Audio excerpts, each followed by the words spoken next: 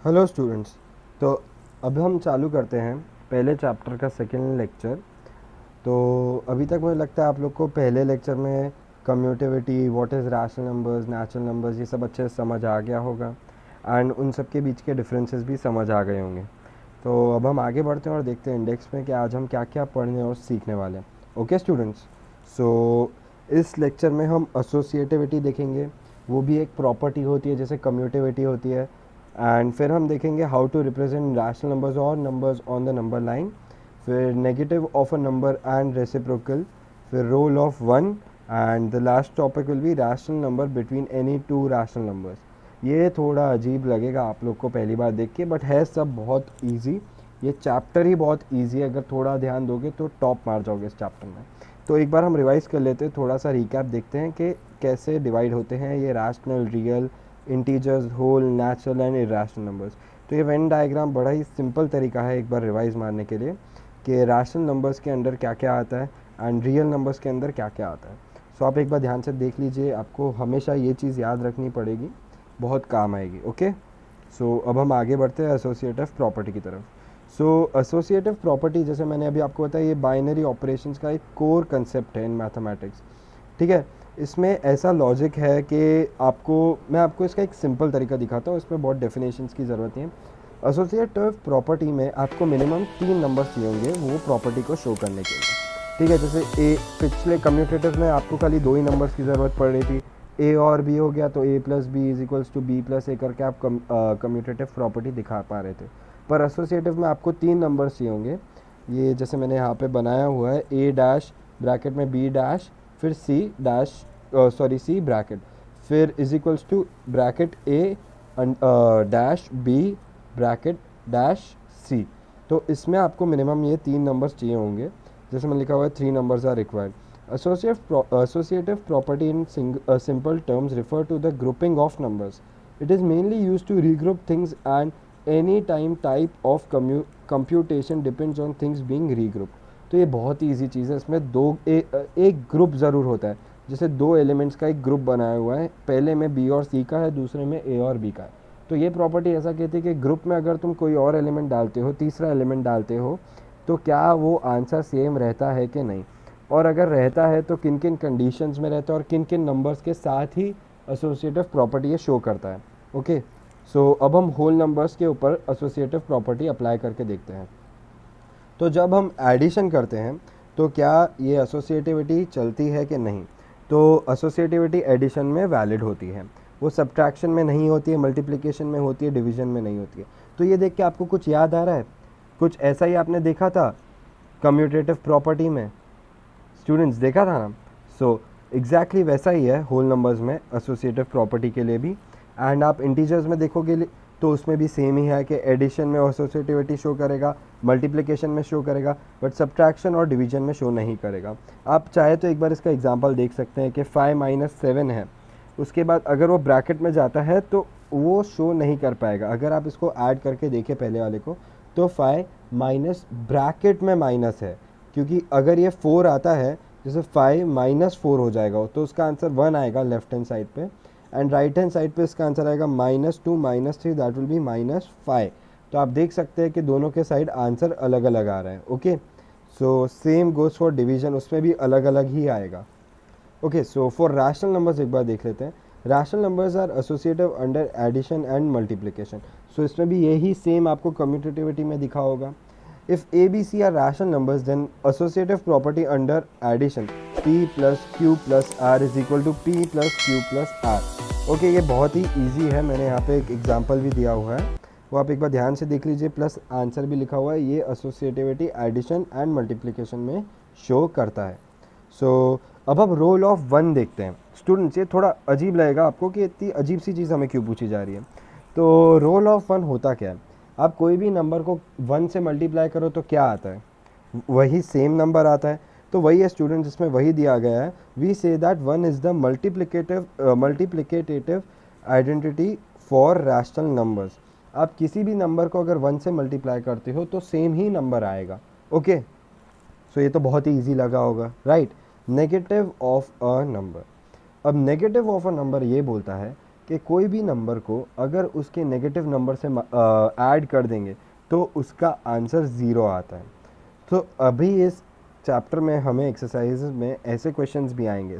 सोचिए स्टूडेंट्स, आपको इतने इजी क्वेश्चंस भी आएंगे जिसमें आपसे ये पूछा जाएगा कि इसका नेगेटिव ऑफ अ नंबर क्या होगा। तो आपको कुछ नहीं करना, उसमें खाली वही नंबर ऐड कर देना है, उसका साइन उल्टा करके, ताकि उसका आंसर ज़ीरो आ जाए। ओके, मुझे लगता है ये बहुत ही इजी टॉपिक है, आपको आराम से समझ आ गया होगा। तो अब हम सीधा नेक्स्ट टॉपिक पे देखते हैं, that is reciprocal. So reciprocal वो होता है जैसे कोई भी रैशनल नंबर दिया होता है, rational number is always in the form p by Q. तो रेसिप्रोकल क्या कहता है कि अगर उसको उल्टा कर दो, अगर p बाई क्यू की जगह उसको q बाई p कर दो, तो वो क्या हो जाएगा स्टूडेंट्स, वो हो जाएगा उसका रेसिप्रोकल। यहाँ पे एक एग्जांपल दिया हुआ है, जैसे 5/24 का एक रेसिप्रोकल निकालना है, तो उसका रेसिप्रोकल क्या होगा, वो होगा 24/5। अब रेसिप्रोकल ऐसा होता है कि अगर आप अपने ओरिजिनल नंबर से रेसिप्रोकल को मल्टीप्लाई करो तो उसका आंसर 1 आना चाहिए। ओके, सो मुझे लगता है आपको रेसिप्रोकल क्या होता है वो अच्छे से समझ आ गया होगा। तो अब हम ये क्वेश्चन पे जाते हैं, can you say what is the reciprocal of zero. So यहाँ पे इसका रीज़न भी लिखा हुआ है और इसका आंसर भी लिखा हुआ है। Is there a rational number which when multiplied by zero gives 1? No. इसका यही रीज़न देना है। अगर आपको कभी भी क्वेश्चन आता है 5 मार्कर में कि इसको आप इससे ज़ीरो का रेसिप्रोकल होता है कि नहीं, और आपको ऊपर एक क्वेश्चन दिया होगा, तो आपको यही लिखना है, is like as there is no possible reciprocal of zero when multiplied gives 1। तो ऐसा कोई है ही नहीं अवेलेबल नंबर जिसको आप रेसिप्रोकल से ज़ीरो मल्टीप्लाई करो तो उसका आंसर 1 आएगा, तो ऐसा पॉसिबल नहीं है। Thus 0 has no reciprocal. We say that a rational number c by d is called the reciprocal or multiplicative inverse of d by c. Okay students? सो अगर आपको क्वेश्चन में रेसिप्रोकल पूछा हो या मल्टीप्लिकेटिव इन्वर्स पूछा हो तो आपको कुछ नहीं, खाली रेसिप्रोकल ही निकालना है। Okay, so what is the additive inverse of each of the following. I am sorry, मैं एडिटिव इन्वर्स क्या होता है। अब एडिटिव इन्वर्स बहुत ही इजी चीज़ है। जैसे अभी हमने देखा कि रेसिप्रोकल वो होता है मल्टीप्लिकेटिव इन्वर्स, तो एडिटिव इन्वर्स क्या होता होगा। एडिटिव इन्वर्स वही है जो अभी हमने देखा नेगेटिव ऑफ अ नंबर। सो मुझे लगता है अभी आपको थोड़ा क्लियर हो गया होगा कि इन सब के आंसर्स क्या आएंगे। तो ये आपकी एक्सरसाइज में से ही मैंने उठाए हुए क्वेश्चन है, बहुत ही ईजी है। सो 2/8 का होगा -2/8, -5/9 का होगा 5/9, -6/-5 का होगा, बताइए बताइए, इट विल बी -6/5, क्योंकि माइनस माइनस ऊपर नीचे कट हो जाएगा। एंड 2/-9 का क्या होगा स्टूडेंट्स, अगर नीचे माइनस दिया हो तो हम उसको ऊपर कंसिडर कर लेते हैं, एंड दैट विल बी -2/9, तो इसका आंसर होगा खाली 2/9। एंड 19/-6, तो सिमिलरली इसका आंसर भी 19/6 आएगा। Okay, so verify that minus of -x is equals to x। For first मैंने एग्जांपल दिया हुआ है 11/15 का, ये भी आपकी मैंने एक्सरसाइज में से ही उठाया हुआ क्वेश्चन है एंड मैंने सॉल्व किया है इसको। तो आप एक बार इसको ध्यान से देखिए। अभी हमने देखा था कि माइनस बाय माइनस, आपको ये चीज़ तो पता ही होगी कि माइनस बाय माइनस प्लस होता है, minus into minus is always plus. Okay, तो अब हम इसको एडिटिव इन्वर्स की प्रॉपर्टी से प्रूव करेंगे। सो अगर 11/15 को ज़ीरो लाना है तो हम उसको किससे प्लस, उसका एडिटिव इन्वर्स क्या होगा 11/15 का, करेक्ट, इट विल बी -11/15।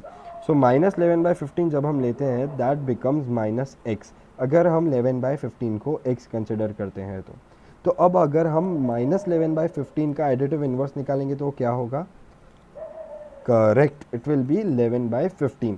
सो अब हमने देखा कि -x का जो एडिटिव इन्वर्स था वो आया आपका 11/15। अब हम क्या करेंगे कि अब हम उसका भी एक एडिटिव इन्वर्स निकालेंगे, that will again be -11/15। Correct students, क्योंकि -x का एडिटिव इन्वर्स आया -11/15। अब हम -11/15 का एडिटिव इन्वर्स निकालेंगे, दैट विल बी 11/15। सो उसका इस क्वेश्चन का आंसर जो है वो हमने -x अब हम निकाल चुके हैं, क्योंकि हम 2 बार एडिटिव इन्वर्स कर चुके हैं।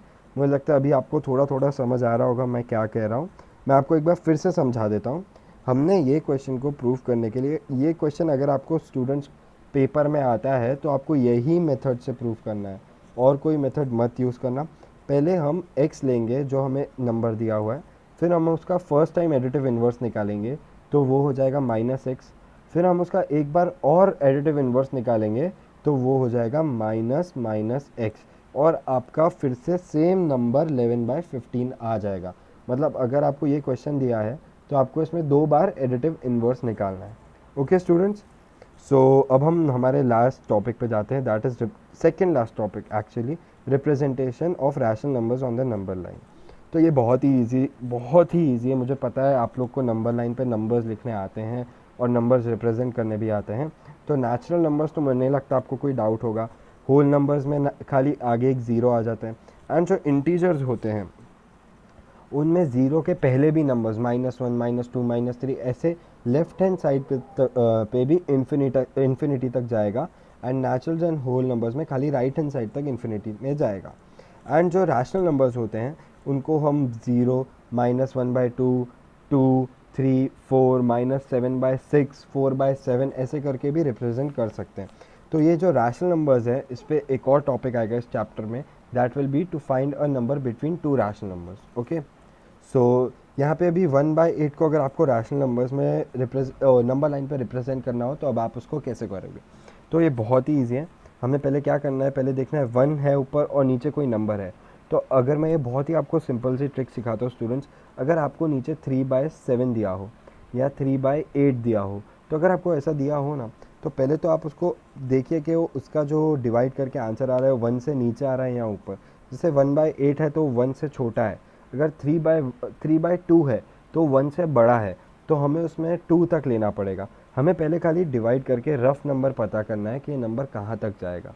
ओके, सो अगर 1/8 है तो हमें पता है 1 से छोटा नंबर है, तो हम इसको 0 से 1 लिख लेंगे पहले एक नंबर लाइन पे। फिर हम क्या करेंगे, उसको 8 पार्ट्स में डिवाइड करेंगे, फिर हम उसके नीचे लिखते जाएंगे कि 1/8 2/8 3/8 4/8 5/8 6/8 7/8 फिर 8/8। जो 8/8 होगा that will be equal to 1। So जो यहाँ 1 लिखा है हम उसकी जगह 8/8 लिख लेंगे। अब इसमें 1/8 कहाँ पे आएगा, वो आएगा पहले नंबर में। ओके, जो ज़ीरो के बाजू राइट हैंड साइड वाला ब्लॉक है दैट विल बी 1/8। सो मुझे लगता है बहुत ही ईजीली आप लोग समझ गए होंगे, आपको बिल्कुल डाउट नहीं आए होंगे। ओके, अब हम आगे बढ़ते हैं rational numbers between two rational numbers. तो अभी हमने देखा कि पहले रैशनल नंबर्स को कैसे रिप्रेजेंट करते हैं ऑन अ नंबर लाइन। अब हम देखते हैं कुछ एग्जांपल्स जो मैंने दिए हुए हैं इस स्लाइड में। तो यहाँ पे पहले एक मेथड दिया हुआ है, देयर आर एक्चुअली 2 मेथड्स। ये बहुत ही ईजी है स्टूडेंट्स। जैसे अगर आपको 3 एंड 7 के बीच में कुछ 2 रैशनल नंबर्स निकालने हो तो आप कैसे निकालोगे? तो हमारा जो पहला मेथड कहता है वो कहता है कि आप 3 और 7 को ऐड करो, उसको 2 से डिवाइड करो, उसके बाद जो नंबर आएगा वो आपका इन दोनों के बीच का रैशनल नंबर होगा। So 3 + 7 that is equals to 10, हम उसको 2 से डिवाइड करेंगे that will be equal to 5। अब वो दूसरी चीज़ कहता है कि इसके बाद भी अगर आपको एक रैशनल नंबर निकालना है तो आप ऐसा कीजिए, जो आपका नंबर आया था दैट वाज 5, उसको आप 3 के साथ ऐड कीजिए दैट विल बी 8, एंड उसको 2 से डिवाइड कर दीजिए, तो उसके बाद आंसर आएगा 4। तो 4 and 5 will be the 2 rational numbers between 3 and 7। ये बहुत ही ईजी था, मुझे लगता है आपको समझ आ गया होगा। एंड इस मेथड को कहते हैं हम एवरेज मेथड। तो इसमें जो भी 2 नंबर्स दिए हो, जैसे 3/7 दिया होगा एंड 6/4 दिया होगा, तो आप इन दोनों को ऐड कीजिए, उसको डिवाइड बाय 2 कीजिए, फिर पहले जो उन दोनों को ऐड करने पे नंबर आया उसको बाजू में लिख लीजिए, फिर उसको पहले नंबर के साथ ऐड कीजिए और उसके बाद उसको डिवाइड बाय 2 करेंगे तो उन दोनों के बीच का नंबर आएगा। सो ऐसे आप इनफाइनाइट नंबर्स निकाल सकते हैं। ओके स्टूडेंट्स, सो मेथड 2 यहाँ पे दिया हुआ है, जैसे 1 और 2 के बीच में आपको रैशनल नंबर्स निकालने हैं, तो कुछ नहीं करना, आपको दोनों को नीचे और ऊपर दोनों को ×10 कर देना है, तो हो जाएगा 10/10 एंड 20/10। तो अब आप इन दोनों के बीच के 10 रैशनल नंबर्स या 5 रैशनल नंबर्स बड़ी आसानी से निकाल सकते हैं, जैसे कि मैंने यहाँ लिखा हुआ है 11/10 12/10 13/10 14/10 15/10। ओके, मुझे लगता है बहुत ईजीली आपको समझ आ गया होगा। फिर मैंने आपके लिए एक क्वेश्चन दिया हुआ है, that is find 3 rational numbers between 1 and 3 1/3 and 7/2। मुझे लगता है यहाँ तक आपको पूरा सब कुछ समझ आ गया होगा। आप इन 2 मेथड्स को अच्छे से लिख के प्रैक्टिस करिएगा एंड ये क्वेश्चन ज़रूर सॉल्व करिएगा। अगर आपको कोई भी डाउट हो तो आप प्लीज़ कमेंट बॉक्स में मुझे भेज दीजिए, एंड अगर आपको मेरे वीडियोस पसंद आते हैं तो इस चैनल को प्लीज़ लाइक एंड सब्सक्राइब करेगा। Thank you.